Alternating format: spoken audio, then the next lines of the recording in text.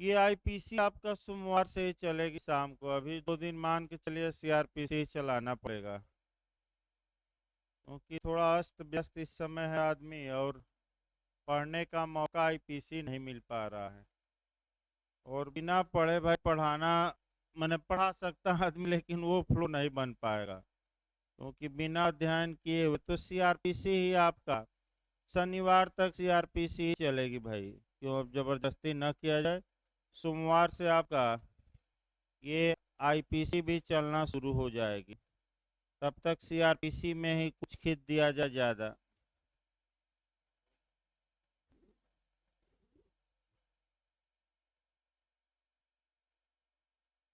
देखिए सीआरपीसी में 198 तक बताया गया था, फिर एक बार आपका हल्का सा बता दिया जाए।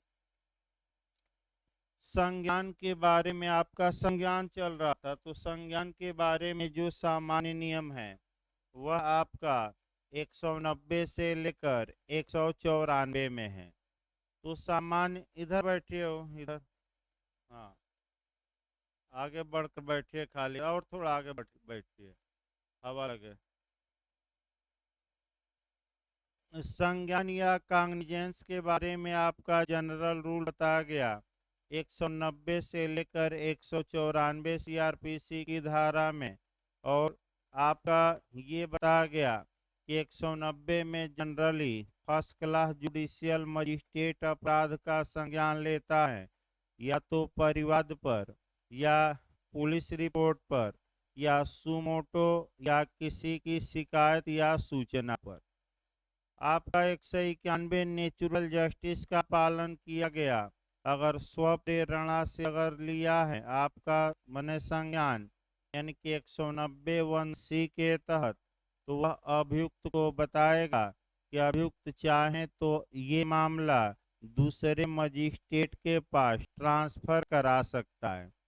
192 बताया गया कि मुख्य न्यायिक मजिस्ट्रेट भी संज्ञान ले सकते हैं, और मुख्य न्यायिक मजिस्ट्रेट भी कॉग्निजेंस ले सकते हैं। संज्ञान लेने के बाद या तो वह स्वयं जांच विचारण करें, या अपने किसी सबॉर्डिनेट को जांच विचारण के लिए मामला सौंप दे। 193 काफी महत्वपूर्ण थे कि सामान्यतः कोर्ट ऑफ सेशन सीधे किसी मामले का संज्ञान नहीं लेता। और कब लेता है? जब मामला उसे कमिट किया जाए, सुपुर्द किया जाए, उपार्पण किया जाए। लेकिन दो ऐसी कंडीशन बताई गई जहां कोर्ट ऑफ सेशन सीधे संज्ञान लेता है, यानी कि पहली बार में ही मुकदमा कहाँ जाता है? कोर्ट ऑफ सेशन में, मजिस्ट्रेट क्या नहीं। दो कंडीशन जरूर याद रखिए। पहला 199 का क्लाज 2 अभी बताना है आज, मैंने आज वही शुरुआत करनी है। और दूसरा आपका 344 में आने वाले मामले, यानी कि मिथ्या साक्ष्य देना या गढ़ना। तो दो ऐसी कंडीशन याद रखना है जहां की सीधे कौन कॉग्निजेंस लेता है? Court of session.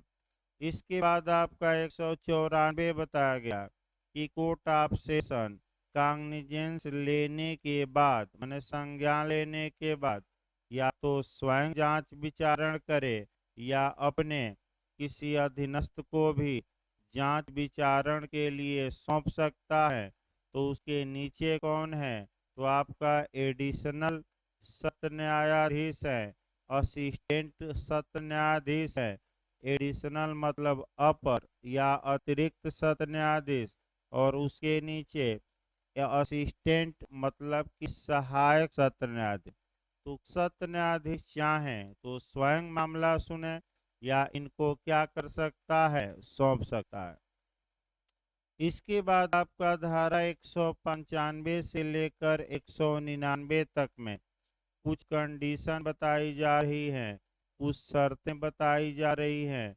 जब भी न्यायालय आपका संज्ञान लेना चाहता है किसी अपराध का, तो अगर मामला 195 से लेकर 199 तक में सेट हो जाता है, तो संज्ञान तभी लेगा जब इन धाराओं की शर्तें, कंडीशन फुलफिल हो जाए।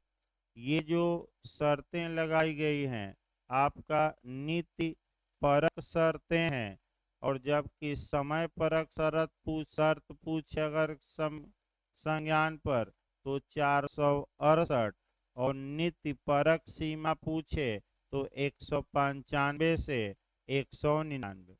ये नहीं है कि संज्ञान लिया ही नहीं जाएगा, बस संज्ञान लिया जाएगा लेकिन तब जबकि कंडीशन क्या हो, फुलफिल। तो 195 में बताया गया कि अगर लोक सेवक का अवमान किया गया, न्याय प्रशासन पर प्रभाव डालने वाला किसी ने कार्य किया है, अर्थात मिथ्या साक्ष्य दिया, लोक सेवक का आदेश नहीं माना इत्यादि, तो लोक सेवक परिवाद करेगा। या न्यायालय में का आदेश नहीं माने हैं, मिथ्या साक्ष्य दिए हैं, तो स्वयं कौन परिवाद करेगा, न्यायालय। और लिखित में कि मौखिक में, लिखित में। यानी कि 195 में अगर मामला आता है तो 190 में मजिस्ट्रेट तब तक संज्ञान नहीं लेगा जब तक कि लिखित में इन लोगों द्वारा परिवाद न कर दिया गया हो, और कोई दूसरा आदमी परिवाद नहीं कर सकता। या तो न्यायालय स्वयं करेगा या लोक सेवक, आम आदमी नहीं। अब यहाँ 195 के मामलों में संज्ञान किस पर लिया जाएगा, पूछ ले।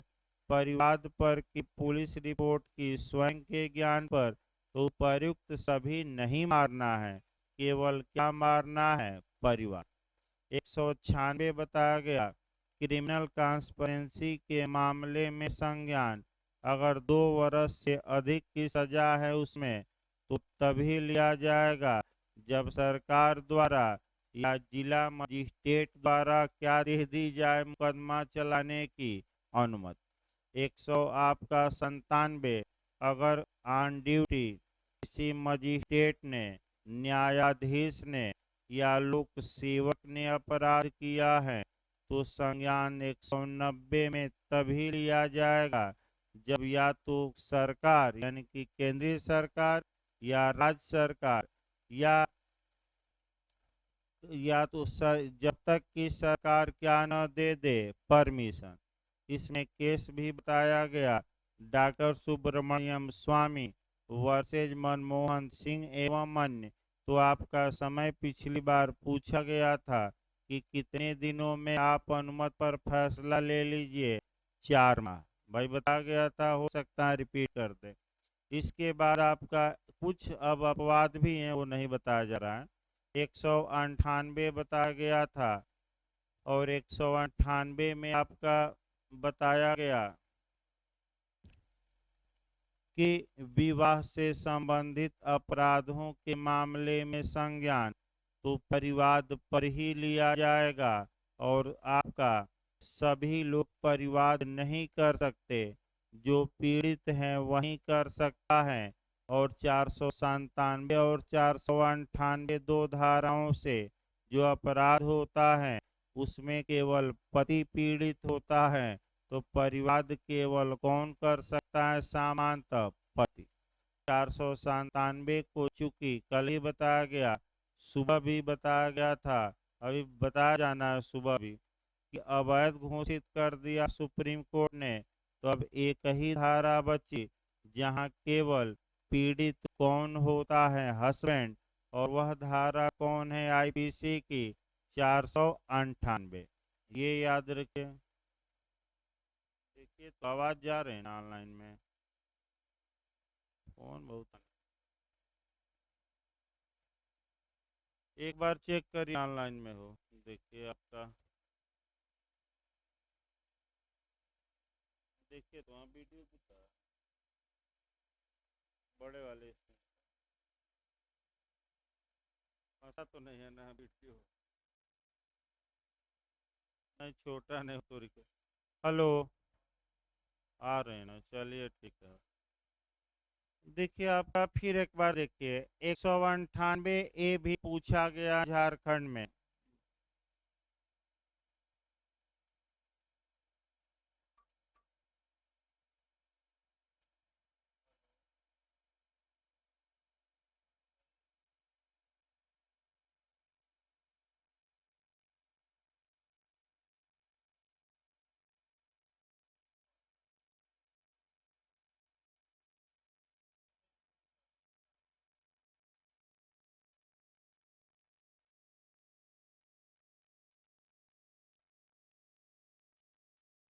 भाई देखिए, जहाँ से आप ऑनलाइन ऑनलाइन क्लास ले रहे हैं, अगर वहाँ नेटवर्क थोड़ा दिक्कत करता है तभी वीडियो नहीं जाती है। तो आपका ये भी समस्या है थोड़ा ऑनलाइन में। फिर एक बार देखिए, 198 ए भी पिछली बार आपका झारखंड में पूछा गया था। जो आईपीसी की धारा 498 ए है, यानी कि किसी स्त्री के साथ क्रूरता, अगर उस मामले में कांग्निजेंस लेना है तो कैसे लिया जाएगा? तो परिवाद पर भी लिया जा सकेगा और पुलिस रिपोर्ट पर।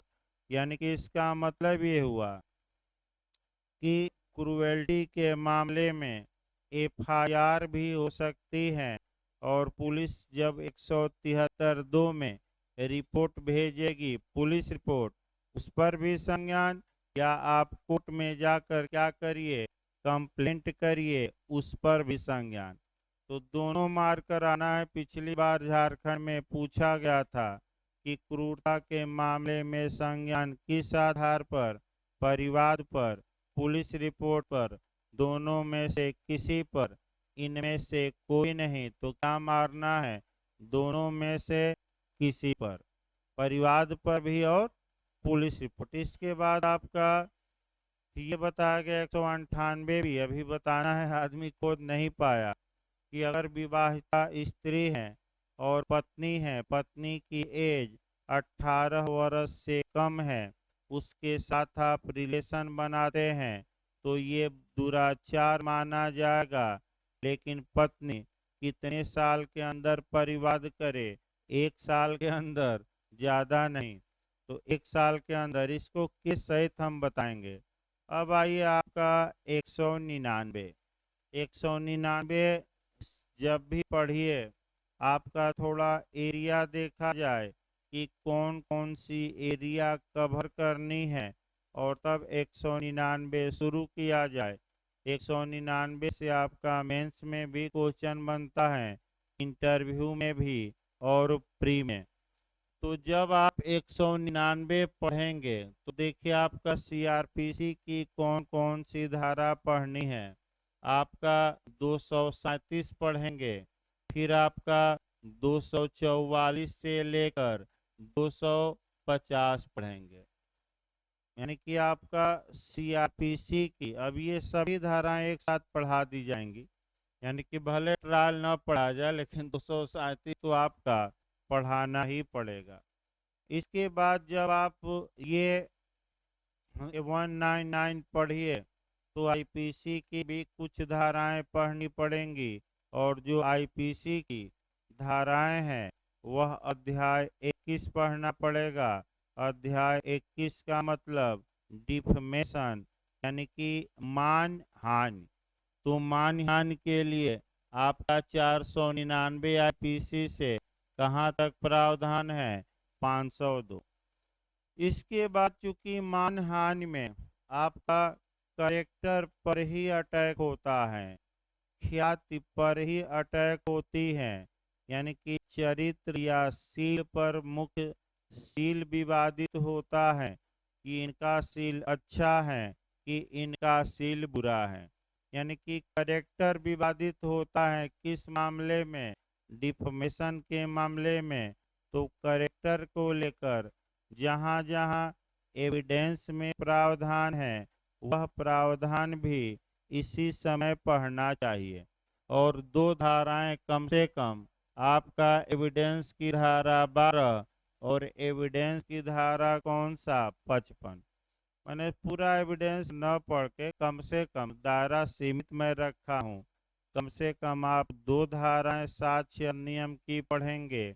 आपका एक जो सेक्शन 12 और एक सेक्शन 55।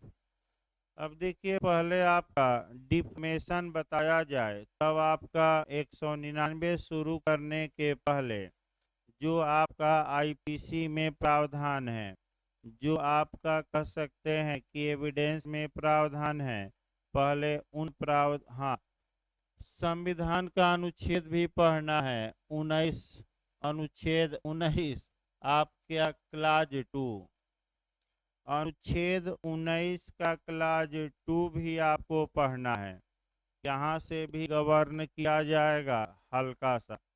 तो एक शुरुआत किया जाए, पहले अभी सीआरपीसी न देखे, पहले आपका 5 मिनट जो भी कंसेप्ट है पहले डिफमेशन के, मानहानि के, उसको पढ़िए।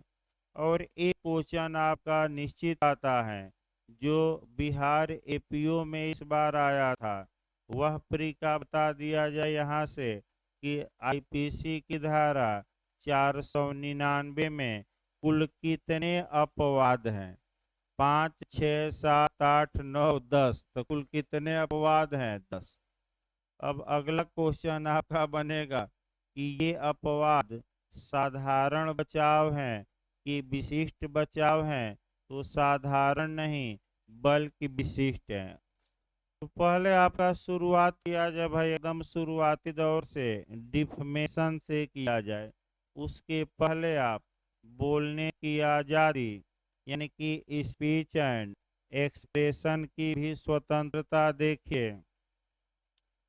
भारतीय संविधान का अनुच्छेद 19 का क्लाज 1A स्मॉल ए मैंने पहला, भारत के प्रत्येक नागरिक को स्पीच एंड एक्सप्रेशन यानी कि आपका वाक और अभिव्यक्ति यानी कि बोलने और अपने विचारों को दूसरे को दूसरे तक पहुंचाने की आज़ादी देता है, स्वतंत्रता देता है। तो किसकी स्वतंत्रता प्रत्येक भारत के नागरिक को प्राप्त है? Speech and expression. लेकिन ये स्वतंत्रता एब्सोल्यूट नहीं है, पूर्ण नहीं है। यानी कि आपको बोलने की आज़ादी तो है, इसमें कोई शक नहीं है, लेकिन ऐसा न बोलिए जिससे कि दूसरे का अपमान हो जाए। ऐसा न बोलिए कि राज्य की सुरक्षा ही संकट में पड़ जाए। ऐसा न बोलिए कि लोग अपराध के लिए उत्प्रेरित हो जाएं। इत्यादि प्रतिबंध भी लगाया गया है और वह प्रतिबंध आपका अनुच्छेद 19 के क्लाज 2 में दिया है। तो आपका यहाँ भी पूछा जाता है कि स्पीच एंड एक्सप्रेशन की स्वतंत्रता पर कितने आधारों पर प्रतिबंध लगाया जा सकता है? तो 8 बेस दिए गए हैं अनुच्छेद 19 के क्लाज 2 में। 8 ऐसे आधार दिए गए हैं जिन आधारों पर किसी व्यक्ति की बोलने की आज़ादी को छीना जा सकता है। तो उन 8 आधारों में आपका डिफमेशन भी है, यानी कि आपका ऐसा कुछ न बोलिए जिससे कि दूसरे का करेक्टर पर प्रभाव पड़े या दूसरे की इज्जत पर प्रभाव पड़े, ख्याति पर प्रभाव पड़े। यानी कि आप बोलिए, बोलने की आज़ादी है, लेकिन ऐसा न बोलिए ताकि दूसरे का अपमान हो जाए या दूसरे का डिफमेशन हो जाए। ये पहला नियम याद रखना है।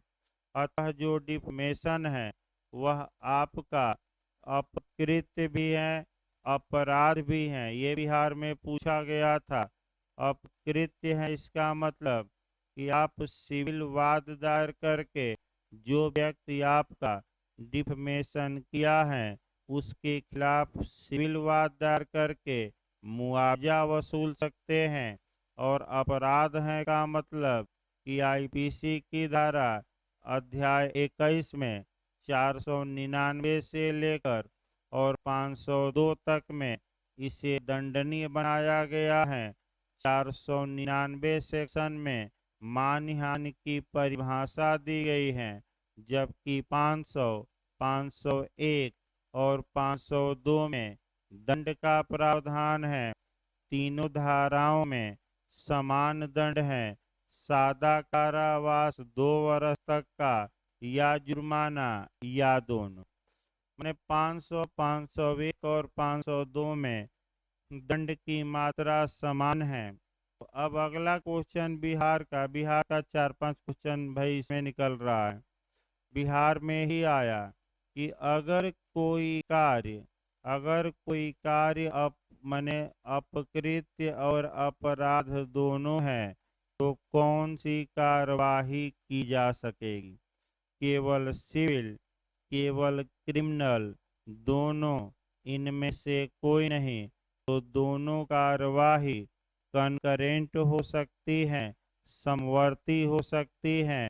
यानी कि सिविल न्यायालय में जाकर मुआवजा वसूलने का मुकदमा करिए और आपराधिक न्यायालय में जाकर क्या करिए, दंड दिलवाइए।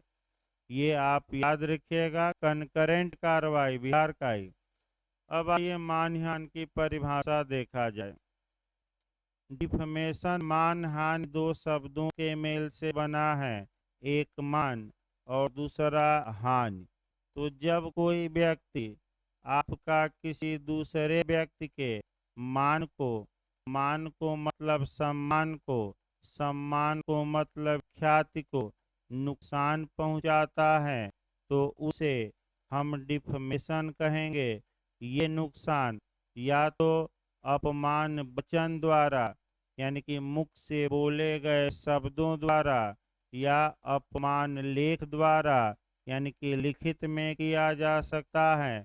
तो फिर बिहार का ही क्वेश्चन है, अपमान लेख द्वारा, अपमान वचन द्वारा किया जाता है तो उसे सलेंडर कहते हैं, और अपमान लेख द्वारा करते हैं तो उसे लाइबिल कहते हैं। बिहार एजे में आ चुका है कि आपका, फिर एक बार इसको समझिए, अगर मुख से बोले गए शब्दों द्वारा किसी पर आप माने किसी के करेक्टर पर अटैक किया जाता है तो उसे लाइबिल कहा जाता है, अपमान वचन।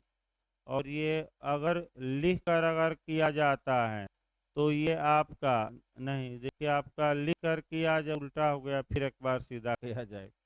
अगर मुख से बोले गए शब्दों द्वारा अगर किसी का डिफमेशन किया जाता है तो उसे सरेंडर कहते हैं, और अगर लिख कर किया जाता है तो उसे लाइबिल कहा जाता है। तो मानहानि कैसे हो सकती है?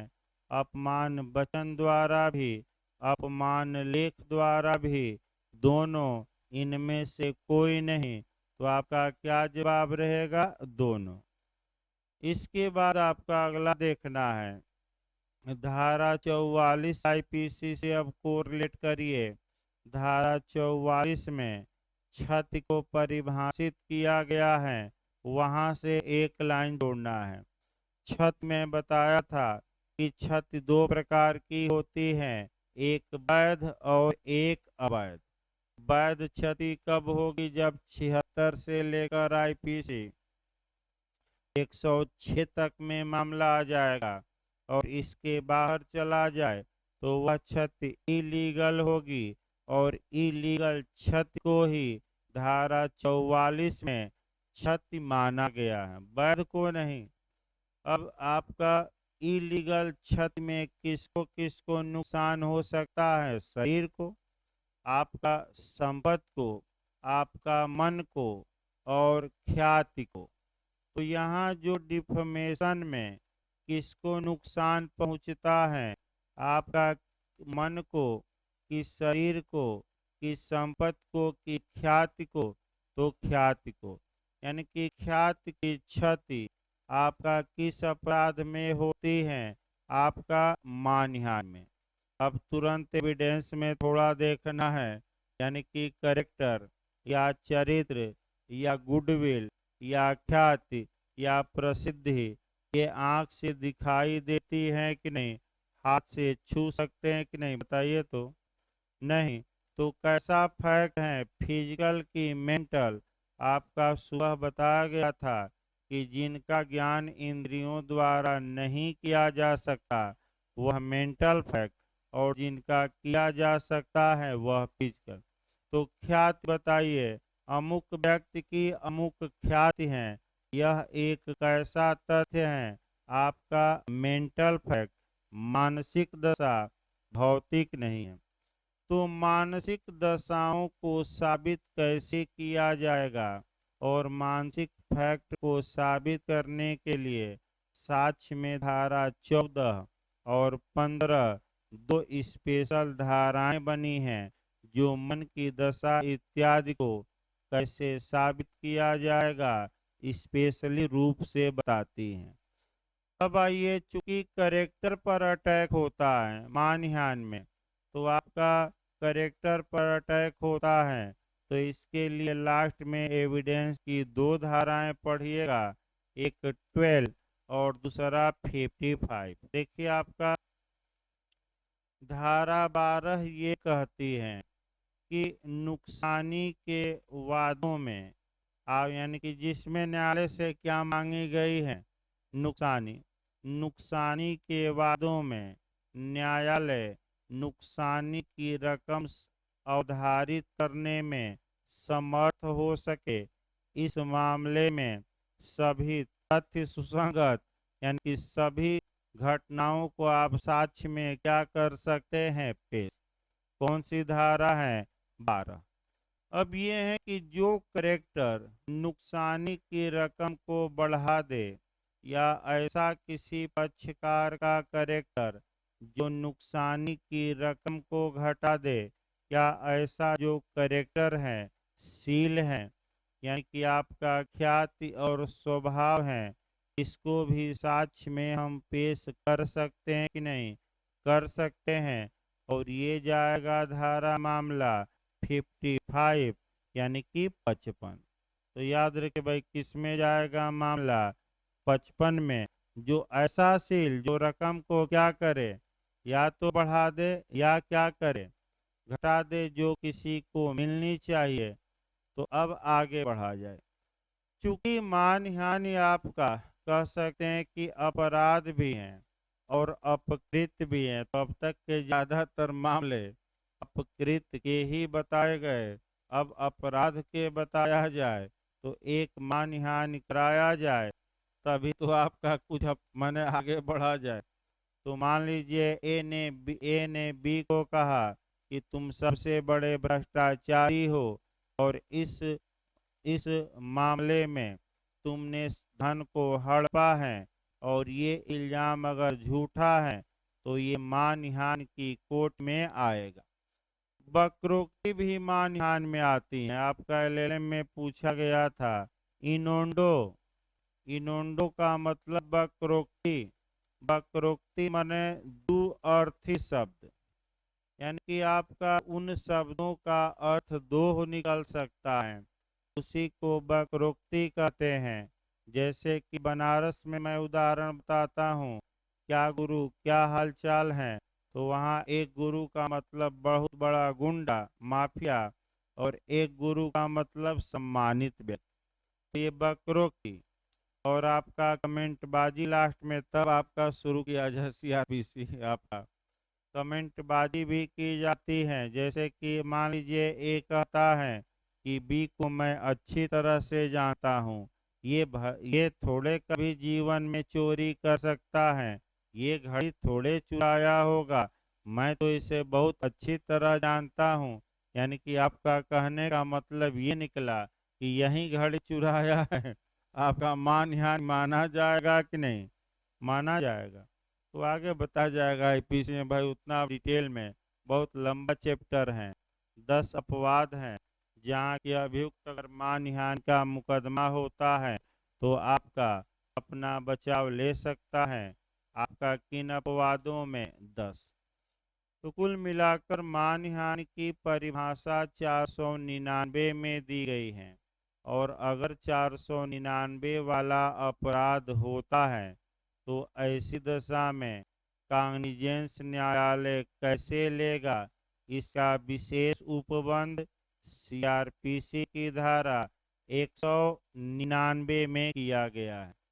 इसका मतलब ये हुआ कि जब भी 199 पढ़िए, पहले आईपीसी की कौन सी धारा दिमाग में रखेंगे, 499। हल्का सा बता दिया गया, तब भी समय लग गया, लेकिन क्वेश्चन काफी निकाल दिए गए। अब आइए 199 में देखा जाए, मानहानि को दो वर्गों में थोड़ा बांट लिया जाए कंसेप्चुअल, तब और अच्छा रहेगा। एक आपका सामान्य मानहानि और एक विशिष्ट व्यक्तियों की मानहानि। तो अगर विशिष्ट व्यक्तियों की मानहानि की गई है तो 199 का क्लाज 2 अप्लाई होगा। और अगर सामान्य मानहानि का मामला है तो 199 का क्लाज 1।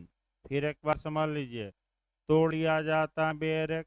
सीआरपीसी की धारा 199 का क्लाज 1 कब अप्लाई होगा? जब सामान्य मानहानि का मामला है और राष्ट्रपति इत्यादि की मानहानि किए हैं, तो आपका कौन सा खंड अप्लाई होगा? 199 का कौन सा क्लास 2।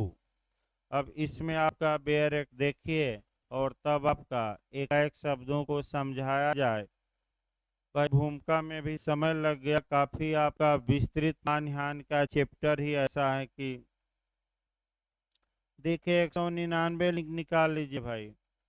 मानहानि के लिए अभियोजन कोई न्यायालय आईपीसी के अध्याय 21 के अधीन, कोई न्यायालय आईपीसी के चैप्टर 21, तो चैप्टर 21 को पहले कवर करना है कि आपका अध्याय 21 में क्या दिया गया है आईपीसी के।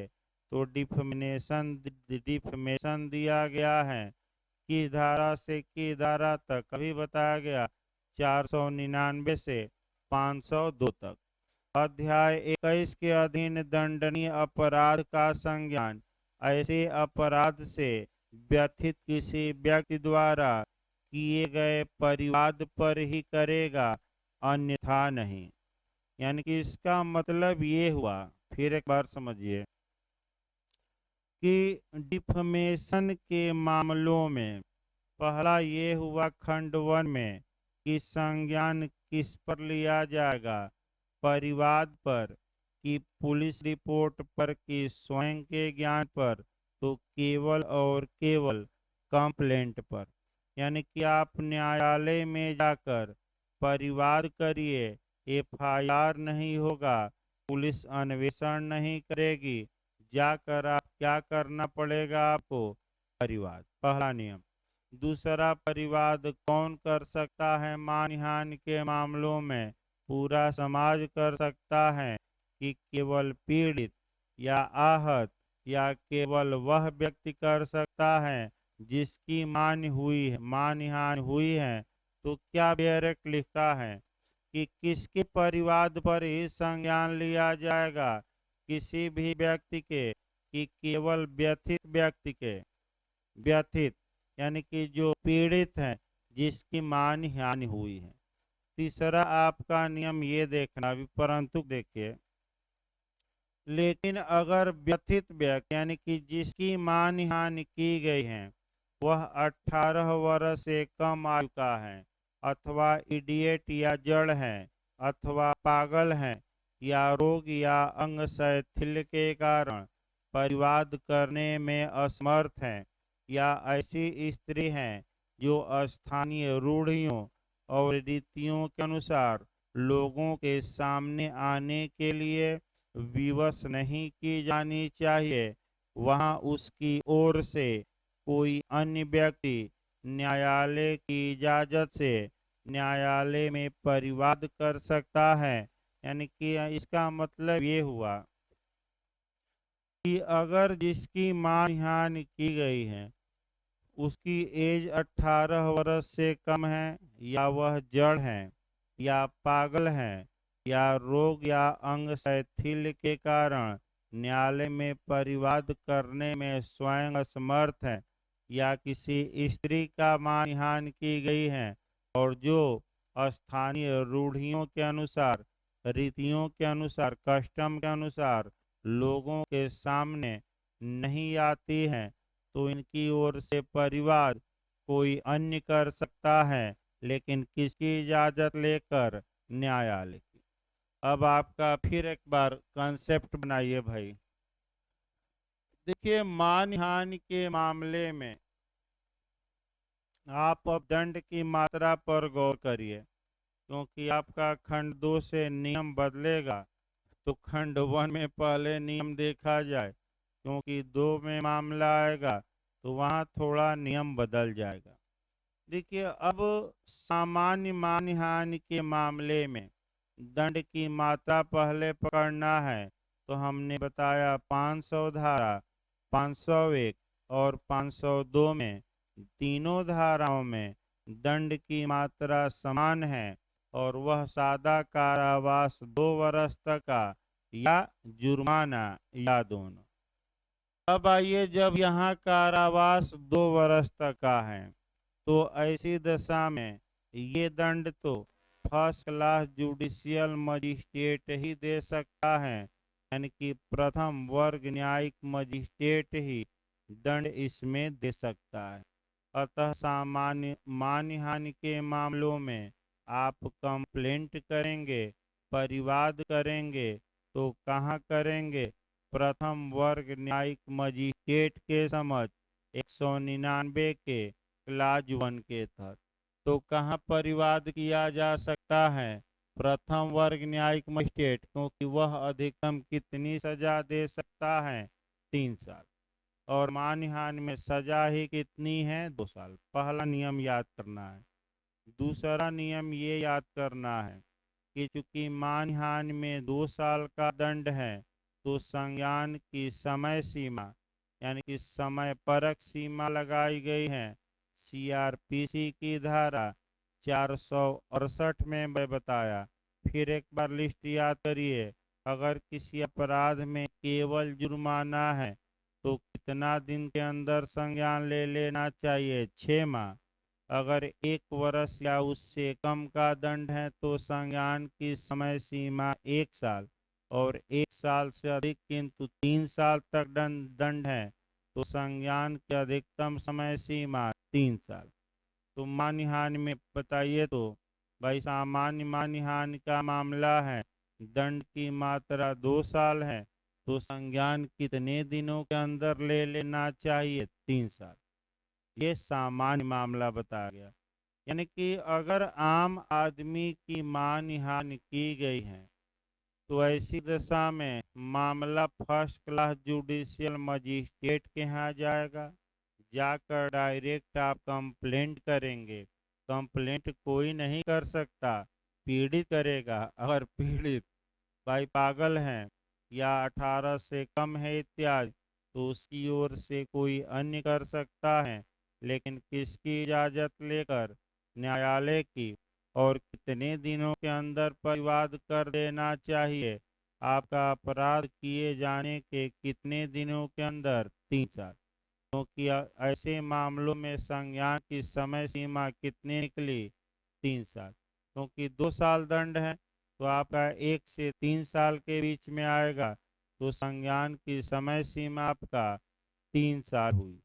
लेकिन अब लेकिन लगाकर चलना है और क्लाज 2 में आना है। लेकिन पहले कंसेप्ट 2 मिनट समझिए, तब आपका बैरक शुरू किया जाए।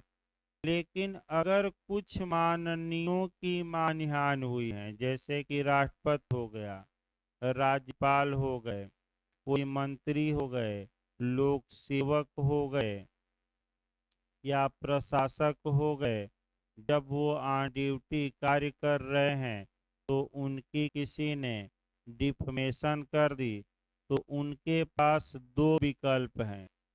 पहला विकल्प उनके पास ये है कि वह ऐसे मानहानि करने वाले के खिलाफ व्यक्तिगत रूप से मानहानि का मुकदमा करें। अगर व्यक्तिगत रूप से जाते हैं तो उनको 3 वर्ष का समय मिलेगा। लेकिन दूसरा विकल्प मौजूद है कि वह व्यक्तिगत रूप से भले जाएं न जाएं, उनकी ओर से जो लोक अभियोजक हैं वह परिवाद कर सकता है। और अगर पब्लिक प्रोसिक्यूटर कंप्लेंट करता है तो उसके लिए नियम अलग जाएगा, समय भी अलग निर्धारित होगा। फिर एक बार देखिए, अगर किसी ने प्रेसिडेंट या राष्ट्रपति का डिफेमेशन किया है तो राष्ट्रपति व्यक्तिगत हैसियत में भी मानहानि का मुकदमा कर सकते हैं। तो अगर व्यक्तिगत हैसियत में जाते हैं तो 199 का क्लाज 1 अप्लाई होगा। और कितने दिनों में जा सकते हैं प्रथम वर्ग न्यायिक मजिस्ट्रेट के यहाँ परिवाद करने? 3 साल। तो लेकिन वो उनकी ओर से आपका सरकारी वकील भी जा सकता है, लेकिन सरकारी वकील अगर राष्ट्रपति की ओर से जाता है तो प्राइवेट हैसियत में नहीं, सरकारी, भाई सरकार की ओर से, तो वहाँ समय सीमा लगेगी। वहाँ एक तो परिवाद लोग का अभियोजक करेंगे, सरकार की मंजूरी लेकर करेंगे, लिखित में परिवाद होगा। और अब मजिस्ट्रेट के न्यायालय में नहीं, डायरेक्ट किस न्यायालय में लोक अभियोजक परिवाद करेंगे? Court of session. कितने दिनों के अंदर? 6 माह के अंदर, लिखित की मौखिक। कौन करेगा परिवाद? लोक अभियोजक। और आपका किस कोर्ट में किया जाएगा? सत्र न्यायालय। अब क्या प्रक्रिया कोर्ट ऑफ सेशन अपनाएगा, वही प्रक्रिया आगे पढ़ना है। देखिए बैरक की भाषा, खंड 2 निकाल लीजिए भाई 199 का। ये पहला खंड हम बता चुके। इस संहिता में किसी बात के होते हुए भी, इसका मतलब पहले समझा जाता है। इस संहिता में किसी बात के होते हुए भी, इसका मतलब ये हुआ कि चाहे क्लास 1 में कोई बात कही गई हो या पूरी सीआरपीसी में कहीं कोई बात कही गई हो, क्लास 2 अप्लाई होगा, यानी कि सब पर प्रिवेल करेगा। यानी कि क्लास 2 क्या होगा? अप्लाई। इसीलिए लिखा जाता है कि संहिता में किसी बात के होते हुए, फिर एक बार समझिए, अगर सीआरपीसी में कहीं कोई विपरीत बात भी लिखी हो और मामला 199 के क्लास 2 में आ जाए, तो ये अप्लाई करेगा क्लास 2, और वो सभी बातें क्या हो जाएंगी? विफल हो जाएंगी। कोई इसका मतलब नहीं। तो इस संहिता में किसी बात के होते हुए भी, जब आईपीसी के अध्याय 21 के अधीन आने वाले किसी अपराध के बारे में, तो अध्याय 21 के अधीन आने वाला अपराध कौन बताया गया? मानहानि। तो मानहानि के बारे में यह अभिकथित है कि, मैंने यह कहा गया है कि वह ऐसे व्यक्ति के विरुद्ध, मैंने किसकी मानहानि की गई है? तो वह ऐसे व्यक्ति के विरुद्ध जो ऐसा अपराध किए जाने के समय, इसका मतलब ये हुआ कि कुछ ऐसे व्यक्ति के विरुद्ध मानहानि की गई है, ऐसे व्यक्ति की मानहानि की गई है। और जब उस व्यक्ति के खिलाफ उस व्यक्ति की मानहानि की जा रही थी, तो वह व्यक्ति पद पर आसीन था। ये नहीं कि पदासीन से पहले नहीं, पद से हटने के बाद नहीं, बल्कि जब मानहानि उसकी की गई थी, वह पद पर क्या था? आसीन। माने पद पर रहते हुए की गई है मानहानि। और किसकी मानहानि की गई है? तो आपका भारत के राष्ट्रपति का, ठीक है, भारत के उपराष्ट्रपति का, किसी राज्य के राज्यपाल का, संघ राज्य क्षेत्र के प्रशासक का, संघ या किसी राज्य या किसी संघ राज्य क्षेत्र के मंत्री का, मंत्री में प्रधानमंत्री और मुख्यमंत्री भी क्या है? शामिल। अथवा संघ या किसी राज्य के कार्यकलापों के संबंध में नियोजित अन्य लोक सेवक का। इसका मतलब कि आप किसी पब्लिक सर्वेंट का मानहानि किए हैं, और आपका चाहे केंद्र का पब्लिक सर्वेंट हो या राज्य का हो। तो पब्लिक सर्वेंट की परिभाषा क्योंकि सीआरपीसी में नहीं दी गई है, लेकिन आईपीसी की धारा 21 में दी गई है, तो वही परिभाषा यहाँ क्या करेगी? काम। अगला देखिए, उसके लोक कृत्य के निर्वहन में उसके आचरण के संबंध में किया गया है। इसका मतलब ये हुआ कि जब वह ऑन ड्यूटी अपना कार्य कर रहा था, तो उसके आचरण के संबंध में कुछ टीका टिप्पणी की गई थी, और वह टीका टिप्पणी उसके कंडक्ट के बारे में, और वह टीका टिप्पणी डिफमेशन की कोर्ट में आती है। यानी कि आईपीसी की धारा 499 में क्या हो जाती है, सेट। तो यहाँ राष्ट्रपति, उपराष्ट्रपति, राज्यपाल, प्रशासक, मंत्री, लोक सेवक को आपका यहाँ दो तरीके से मुकदमा चल सकता है। या तो जाएगा परिवाद ही, या तो ये लोग व्यक्तिगत हैसियत में परिवाद कर दें, तब इनको 3 साल का मौका मिलेगा व्यक्तिगत हैसियत। और आपका लेकिन परिवाद कहाँ करेंगे, प्रथम वर्ग न्यायिक मजिस्ट्रेट। या तो ये लोग परिवाद न करें, इनकी ओर से परिवाद सरकारी वकील कर दें, तो सरकारी वकील करेंगे परिवाद। तो वही नियम आगे पढ़ना है, एक बार बता गया दोबारा न बताया जाए। तो आपका सरकारी, देखिए आपका इसके अगला शब्द देखिए, तब सत्र न्यायालय ऐसे अपराध का संज्ञान उसको मामला सुपुर्द हुए बिना लोक अभियोजक द्वारा किए गए लिखित परिवाद पर कर सकता है। यानी कि एक लाइन में 4 क्वेश्चन समाहित हैं, भले आप न निकाल पा रहे हो। ये जो एक लाइन है इसमें 4 क्वेश्चन समाहित हैं। पहला क्वेश्चन ये समाहित है कि ऐसे मामलों में आपका परिवाद किस न्यायालय में किया जा सकता है, कोर्ट ऑफ सेशन में। ये कौन परिवाद कर सकता है, लोक अभियोजक, लिखित की मौखिक की दोनों, लिखित में कर सकता है। और आपका अगला नियम ये है कि सत्र न्यायालय ऐसे मामलों में संज्ञान मामला सुपुर्द किए जाने के बाद लेगा कि बिना सुपुर्दगी के सीधे लेगा। तो सीधे लेगा तो की धारा का अपवाद हो गया 193। 193 में सामान्य नियम हमने क्या बताया था, फिर एक बार कवर करिए कि कोर्ट ऑफ सेशन या सत्र न्यायालय किसी मामले का संज्ञान तभी लेता है सामान्यतः जब मामला क्या हो। और यहाँ तो स्पष्ट बेरक लिखता है कि बिना सुपुर्द किए संज्ञान क्या लेगा, सीधे। तो दो अपवाद याद रखे, 199(2) में अगर मामला आ जाए, और दूसरा मैं लगातार बता रहा हूँ कौन सी धारा, 344। तो आपका ये याद रखिएगा, बहुत अच्छा क्वेश्चन बनता है। देखिए खंड, अब आप ये कहेंगे, ध्यान से समझिए कि जो ये हम बता रहे हैं लगातार कि राष्ट्रपति, उपराष्ट्रपति, राज्यपाल अपनी प्राइवेट हैसियत में भी परिवाद कर सकते हैं। तो एक तो लोक अभियोजक कर दिया 6 माह के अंदर, अभी बताएंगे हम, वह कोर्ट ऑफ सेशन या सत्र न्यायालय में।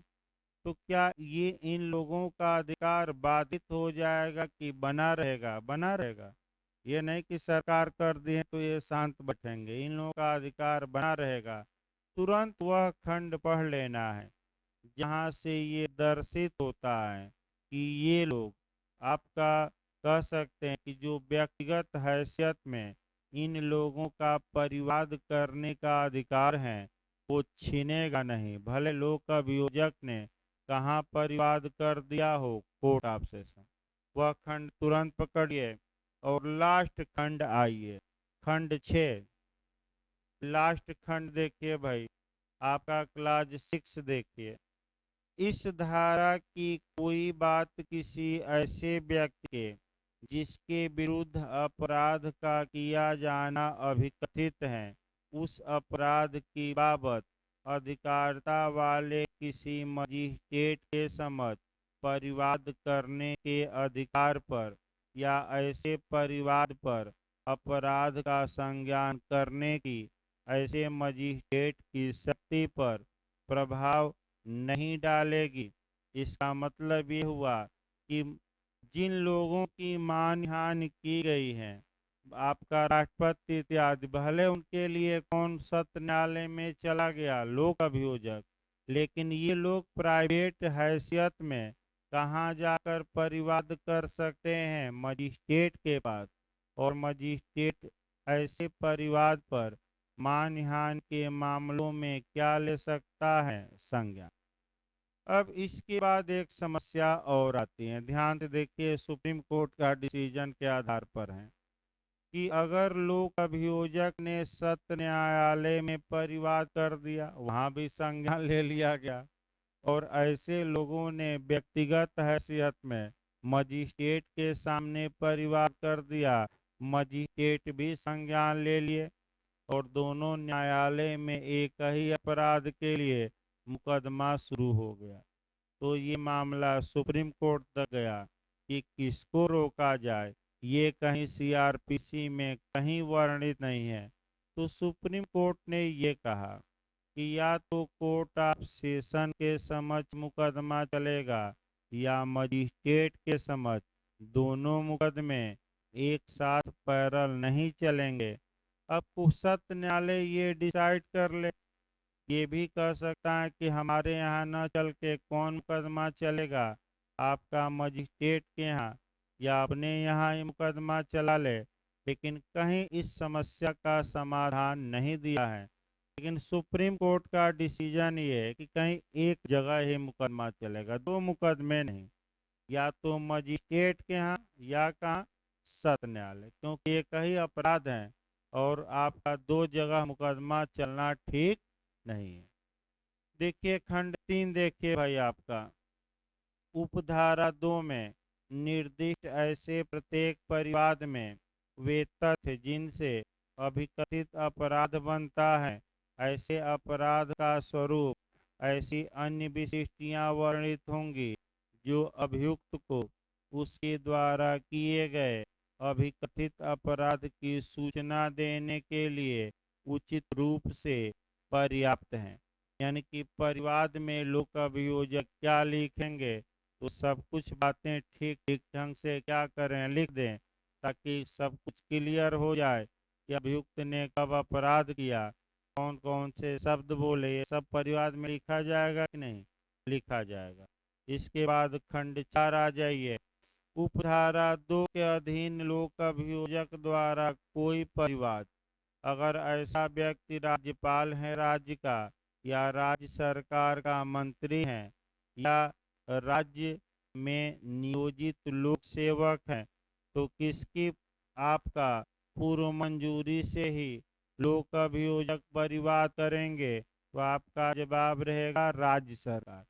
यानी कि एक और समस्या आ गई कि पब्लिक प्रोसिक्यूटर या सरकारी वकील सत्र न्यायालय में परिवाद तो कर सकते हैं लिखित में, लेकिन ऐसा परिवाद आपका अगर राज्यपाल की किसी ने मानहानि की है, या राज्य के मंत्री की है, या राज्य के लोक सेवकों की है, तो किसकी पूर्व मंजूरी की आवश्यकता है, राज्य सरकार। जब तक स्टेट गवर्नमेंट पूर्व मंजूरी न दे दे, तब तक लोक अभियोजक कोर्ट ऑफ सेशन में परिवाद करेंगे कि नहीं, नहीं। और अगला खंड आते हैं 6 माह का नियम इसके बाद है, क्योंकि वो भी मेन है। अगला देखें, खंड उपधारा 4 का खंड भी, किसी राज्य के कार्यकलापों के संबंध में आपका नियोजित किसी अन्य लोक सेवक की दशा में वह राज्य सरकार, और किसी अन्य दशा में केंद्रीय सरकार। इसका मतलब ये हुआ कि फिर एक बार बंटवारा करिए। बंटवारा ये करना है कि आपका अगर राज्यपाल हैं, या राज्य का कोई मंत्री है, या राज्य का कोई लोक सेवक है, इनकी किसी ने डिफमेशन की है, लोक अभियोजक अभियुक्त के खिलाफ परिवाद करता है सत्र न्यायालय में, तो किसकी पूर्व मंजूरी से करेंगे पब्लिक प्रोसिक्यूटर, राज्य सरकार, पूर्व मंजूरी। इसके बाद अन्य मामलों में किसकी पूर्व मंजूरी की आवश्यकता है, केंद्रीय सरकार। तो आखिर अन्य मामले आपका बचा ही क्या, तो राज्यपाल हो गए, राज्य का मंत्री, और राज्य का लोक सेवक के बाद जो मामले बचे, तो कौन कौन से मामले बचे, राष्ट्रपति की मानहानि, उपराष्ट्रपति की मानहानि, संघ शासित क्षेत्र के प्रशासक की मानहानि, संघ के मंत्री की मानहानि, और संघ के लोक सेवक की मानहानि। इन 5 दशाओं में किसकी पूर्व मंजूरी लेकर लोक अभियोजक सत्र न्यायालय में लिखित परिवाद कर सकते हैं? केंद्रीय सरकार। यानी कि 3 दशाओं में राज्य सरकार और 5 दशाओं में किसकी मंजूरी? केंद्रीय। तो राज्य सरकार के अलावा जितना बच रहा है किसकी मंजूरी चाहिए? पूर्व मंजूरी। तो राज्य सरकार किसके लिए मंजूरी दे सकती है? राज्यपाल, राज्य के मंत्री और राज्य के लोक सेवक। इसके अलावा जो बच्चा कौन देगी पूर्व मंजूरी? आपका केंद्र सरकार। अगला देखिए, इसके बाद 5वां खंड भी महत्वपूर्ण है। कोई सत्र न्यायालय उपधारा 2 के अधीन किसी अपराध का संज्ञान तभी करेगा।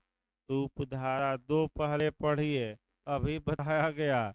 उपधारा 2 में क्या है कि कुछ माननीयों का अगर मानहानि हुई है तो सीधे सत्र न्यायालय में परिवाद किया जाएगा। लोक अभियोजक करेगा और लिखित में करेगा, लेकिन सरकार की क्या लेकर? पूर्व मंजूरी। ये था। तो खंड 5 भी महत्वपूर्ण है कि अगर लोक अभियोजक उपखंड 2 के अधीन वाले मामले में परिवाद करता है तो कितने समय के अंदर उसे परिवाद कर देना चाहिए? तो अपराध किए जाने के कितने समय के अंदर? 6 माह। तो अगर व्यक्तिगत हैसियत में किया जाता तो कितना साल? 3 साल। और अगर लोक अभियोजक करता है 6 माह। ये जरूर याद रखिए कि हम नहीं बता रहे हैं, स्पष्ट बेयर एक्ट में 5वें खंड में लिखा है। ये भी कई बार क्वेश्चन आ चुका है। देखिए एक बार पूरा बेयर एक्ट। कोई सत्र न्यायालय उपधारा 2 के अधीन किसी अपराध का संज्ञान तभी करेगा जब परिवाद उस तारीख से 6 मास के अंदर कर दिया जाता है जिसको उस अपराध का किया जाना अभिकथित है।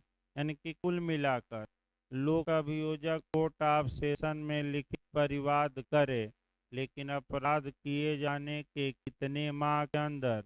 6 माह। ये स्पेशल नियम है। ऐसे मामलों में सीआरपीसी की धारा 468 का नियम लागू नहीं होगा, क्योंकि पहला ही शब्द हम बता चुके थे कि इस अधिनियम में किसी बात के होते हुए। इसका मतलब कि भले बेयर एक्ट में कहीं कुछ लिखा गया हो 199 सब पर क्या करेगी? प्रिवेल। तो क्या 468 की समय सीमा अप्लाई होगी कि नहीं आपका ऐसे मामलों में? माने लोक सेवक इत्यादि के मानहानि के मामलों में जब लोक अभियोजक परिवाद करता है तो वह समय सीमा न अप्लाई होगी, क्योंकि स्पेशल समय सीमा क्या दी गई है? दी गई है। इसी में भाई इतना घुमाएगा, मैं बता दूं, जितना कॉन्सेप्ट बनाया गया आपका कर्तव्य है कि तैयार रखिए, क्योंकि 4 ऑप्शन देगा और इतना घुमा देगा कि नए लोग सही घूम जाते हैं। एक एक शब्दों पर ध्यान दीजिए, उसी में देखिए क्या देगा। मौखिक किया जा सकता है, कौन सही नहीं है? तो सब कुछ आपको सही लगेगा। देखिए मैं ऑप्शन एक बता रहा हूँ भाई। राष्ट्रपति के 199(2) के तहत आने वाले मामलों में कौन सही नहीं है? तो पहला देगा परिवाद लोक अभियोजक द्वारा किया जा सकता है, सही है। परिवाद सरकार की पूर्व मंजूरी से ही किया जाएगा, ये भी सही है। परिवाद लिखित और मौखिक दोनों हो सकता है, परिवाद केवल लिखित हो सकता है। तो कौन सही नहीं है? हाँ, लिखित मौखिक नहीं, केवल क्या होगा? यही माने एकदम छोटी छोटी बातें जो बेयर एक्ट की हैं। और जब तक कि लड़का एक एक शब्दों पर गौर नहीं करेगा भाई आपका प्री निकलना ही मुश्किल है। जो लोग आपका में दिए हैं तमाम जगह, ये मैंने अब कह रहे हैं कि भाई पहले तो आसान था, अब आपका प्री निकलना ही मुश्किल है।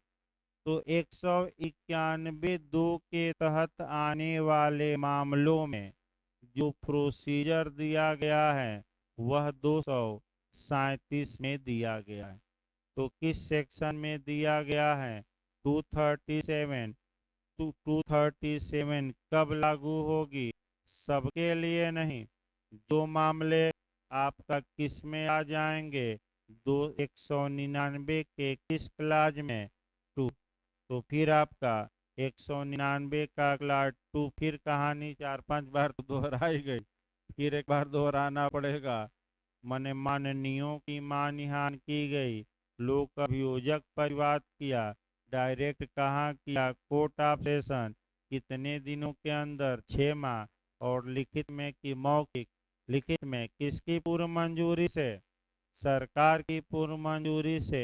तो ऐसे मामलों में अब कोर्ट ऑफ सेशन क्या प्रक्रिया अपनाएगा? वह प्रक्रिया सीआरपीसी की धारा कहाँ दिया गया है? 237। अब आज तुरंत धारा निकालिए 237। धारा 199 के क्लाज 2 के अधीन दायर मामलों में प्रक्रिया। तो फिर एक बार याद रखिएगा, अगर आपका अगर मामला आपका आ जाए क्लाज 1 में 199 के, तो ये प्रक्रिया नहीं अपनाई जाएगी। ये प्रक्रिया केवल किसके लिए है? जब मामला किस में आ जाए? आपका 199 के किस में? क्लाज 2 में। टू अब बार बार ना बताए।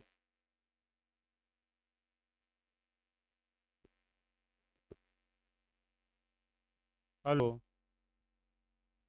देखिए आगे भाई आप फिर एक बार देखिए, धारा 199 के क्लाज 2 के अधीन दायर मामलों में प्रक्रिया।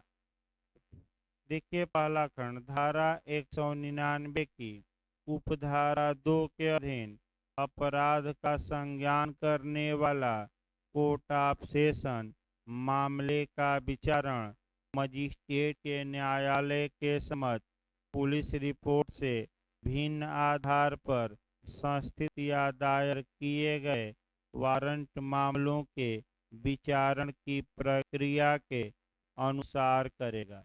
यही आपका गलत होता है।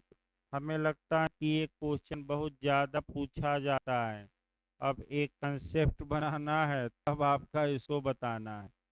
देखिए, सत्र न्यायालय भिन्न भिन्न मामलों में 3 प्रकार के विचारण की प्रक्रिया अपनाता है। पहले कंसेप्ट बनाइए। कोर्ट ऑफ सेशन, ये बहुत महत्वपूर्ण कंसेप्ट है। सत्र न्यायालय भिन्न भिन्न मामलों के लिए 3 प्रक्रिया अपनाकर विचारण करता है। एक प्रक्रिया आपका रेगुलर प्रक्रिया कही जाती है। जो मामले मजिस्ट्रेट द्वारा कमिट किए गए हैं सीआरपीसी की धारा 209 के तहत और सत्र न्यायालय में पहुंचे हैं, उन मामलों में सत्र न्यायालय ट्रायल की जो प्रक्रिया अपनाता है वह 225 से लेकर 236 तक है। तो ये कहा जाता है नियमित विचारण की प्रक्रिया। लगभग 99% मामले यहीं से उठकर जाते हैं। ये कौन सी प्रक्रिया कही जाती है विचारण की? रेगुलर। कहाँ से कहाँ तक? 225 से 236। दूसरा आपका, अगर मानहानि का मामला था और लोक अभियोजक ने सीधे कोर्ट ऑफ सेशन में परिवाद किया है, तो ऐसी दशा में जो विचारण की प्रक्रिया होगी वह 225 से 236 वाली नहीं होगी। तो विचारण की प्रक्रिया कौन सी अपनाई जाएगी मानहानि के मामलों में? तो आप बेयर एक्ट की भाषा कवर करिए। पहले बेयर एक्ट की भाषा समझी जाती है। देखिए क्या कहा गया है।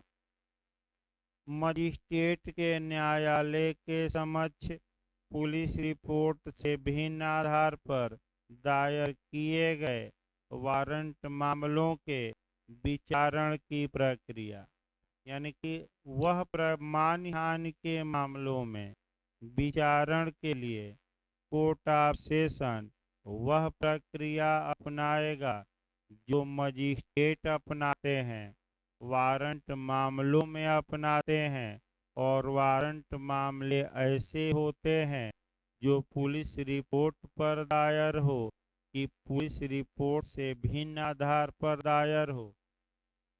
तो बताइए, भिन्न आधार पर की पुलिस रिपोर्ट।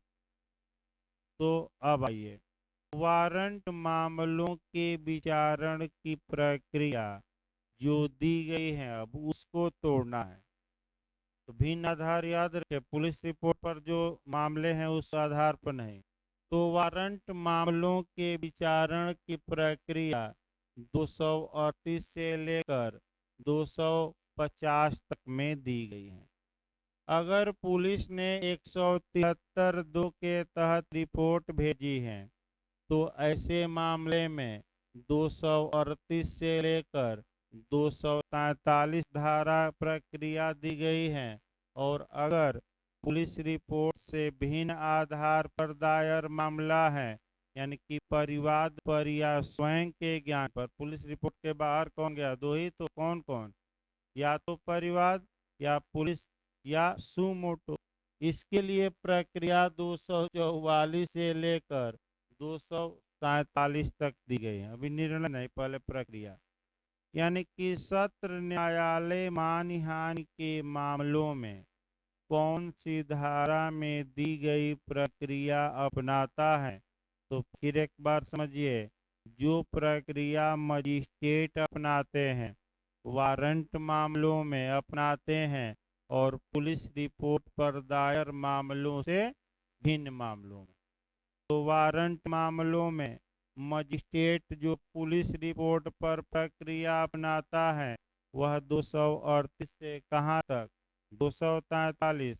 पुलिस रिपोर्ट से भिन्न आधार में जो प्रक्रिया अपनाता है 244 से कहाँ तक? 247। तो यही भिन्न आधार है, भिन्न मामला हो गया। तो सत्र न्यायालय कहाँ से कहाँ तक की प्रक्रिया मानहानि के मामलों में विचारण में अपनाएगा? जो सीआरपीसी की धारा 244 से कहाँ तक दी गई है? 247। और इसमें निर्णय कैसे आता है? तो चाहे पुलिस रिपोर्ट पर दायर मामला हो या आपका पुलिस रिपोर्ट से भिन्न आधार पर, निर्णय आपका दोनों के लिए समान है। 248 से कहाँ तक? 250। इसमें भी विचारण की प्रक्रिया भिन्न है लेकिन निर्णय सुनाने में कोई अंतर। तो सत्र न्यायालय कौन सी प्रक्रिया अपनाया? ये। और एक तीसरी भी प्रक्रिया सत्र न्यायालय अपनाता है जो मिथ्या साक्ष्य देने के मामले में 344, और वह समरी ट्रायल, यानी कि कौन सी प्रक्रिया? संक्षिप्त विचारण की। तो सत्र न्यायालय भिन्न भिन्न मामलों में कितनी प्रक्रिया अपना लिया? 3।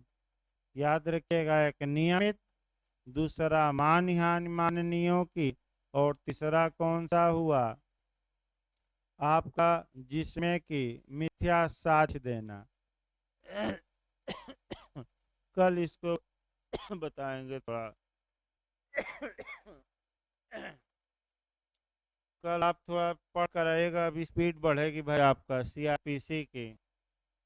देखिए मैं बता रहा हूँ, इधर की धाराएं आपका 204 से पढ़ कर आइएगा। 5, 6, 7, 8, 9, 10, 11, हो सकता है 10-15 धारा कल खींच जाए क्योंकि इधर छोटी छोटी धाराएं हैं। मैं 15 धारा 20 धारा पढ़ कर आइए कल सीआरपीसी में, क्योंकि छोटी छोटी धाराएं इधर हैं और आपका 4-4, 5-5 लाइन की। 237 बताने के बाद और बताया जाएगा।